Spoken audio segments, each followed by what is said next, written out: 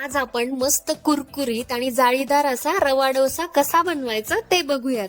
Instant आणि झटपट होणारी रेसिपी आहे. मस्त कुरकुरीत आणि खुसखुशीत होतो हा डोसा. ब्रेकफास्ट साठी जर तुम्हाला काही वेगळी डिश खायची इच्छा असेल तर तुम्ही नक्की हा डोसा ट्राय करू शकता. आणि तुम्हाला जर अचानकच डोसा खायची इच्छा झाली आणि सोडा किंवा इनो वापरायचा नाहीये तर पटकन डोसा बनवायचा आहे तर फक्त अर्ध्या तासामध्ये तुम्ही हा कुरकुरीत डोसा सहज बनवू शकता. सोडा किंवा इनो न वापरता मस्त कुरकुरीत जाळीदार रवा डोसा कसा बनवायचा आज आपण ते बघूयात. चला तर मग रवा डोसा बनवण्यासाठी आपल्याला इथे अर्धा कप मी इथे रवा घेतलेला आहे. इथे आपल्याला बारीक असा रवा वापरायचा आहे. जर तुमच्याकडे जाड रवा असेल तर तो तुम्ही मिक्सरला फिरवून घेऊ शकता. त्यानंतर सेम कपने मोजून मी इथे अर्धा कप तांदळाचं पीठ घेतलेलं आहे. तांदळाच्या पिठानंतर आपण इथे एकाच 4 कप मैदा घेणार आहोत. मैदा इथे टोटली ऑप्शनल आहे.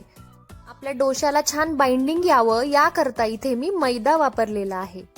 त्यानंतर डोसा आपला टेस्टी बनावा त्यासाठी इथे मी एक मध्यम आकाराचा कांदा बारीक चिरून घेतलेला आहे. त्यानंतर 1 इंच आलं घेतलेलं आहे आणि 1 हिरवी मिरची आणि त्यानंतर थोडीशी कोथिंबीर. ह्या सगळ्या सामग्रीमुळे आपल्या डोशाला अप्रतिम अशी चव येते. हा डोसा स्वतःच इतका टेस्टी लागतो की यासोबत चटणी किंवा सांबरची देखील गरज पडत नाही. आता हे व्यवस्थित आपल्याला मिक्स करून घ्यायचं आहे. त्याआधी अर्धा चमचा जिरे इथे मी टाकून घेतलेले आहेत. मीठ आपण पाणी घातल्यानंतर घालणार आहोत. आणि त्यानंतर इथे मी 2 चमचे दही टाकून घेतलेलं आहे. दही जर नसेल तर त्याऐवजी तुम्ही लिंबाचा रस देखील वापरू शकता. आता सगळं व्यवस्थित टाकून झाल्यानंतर थोडंसं पाणी टाकून आपण हे मिश्रण व्यवस्थितपणे मिक्स करून घेऊया.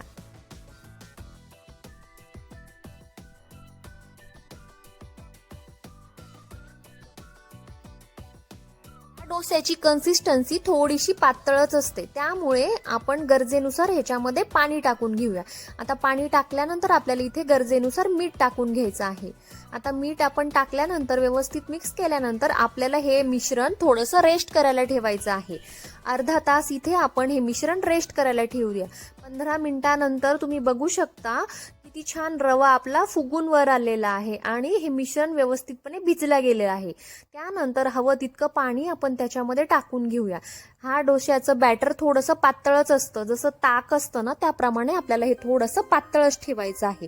तुम्ही बघू शकता इथे मी डोश्याचा तवा ठेवलेला आहे आणि त्याला थोडंसं तेल लावून घेतलेलं आहे.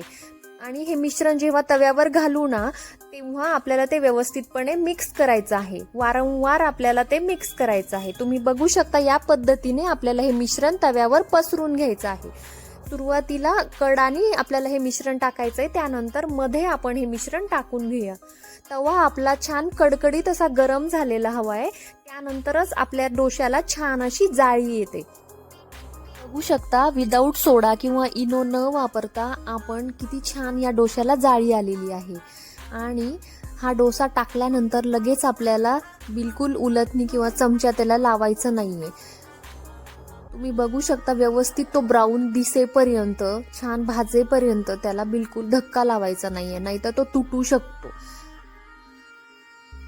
हा डोसा नाही उलटला तरीही चालतो पण इथे आपण ह्याच्यामध्ये तांदळाचं पीठ आणि मैदा वापरल्यामुळे दोन्ही साईडनी कुरकुरीत असा आपण त्याला भाजून घेणार आहोत. तुम्ही बघू शकता किती छान आपला डोसा इथे तयार झालेला आहे. मस्त कुरकुरीत आणि त्याला जाळी देखील हवी तशी आलेली आहे. हा डोसा बनवायला खूपच सोपा आहे आणि खूपच कमी वेळामध्ये बनवून तयार होतो. त्यामुळे घाईच्या वेळेला सुद्धा तुम्ही हा डोसा ब्रेकफास्ट म्हणून नक्कीच बनवू शकता आणि तितकाच टेस्टी देखील लागतो. व्हिडिओ आवडला असेल तर लाईक नक्की करा आणि अजून चॅनलला सबस्क्राईब केलं नसेल तर पहिले जाऊन सबस्क्राईब करा, कारण असेच नवनवीन सोपे टेस्टी आणि सोप्या पद्धतीने बनणारे व्हिडिओज मी तुमच्यासाठी नेहमीच घेऊन येत असते. चला तर मग भेटूया एका नवीन व्हिडिओ सोबत. तोपर्यंत आनंदी रहा आणि खात रहा.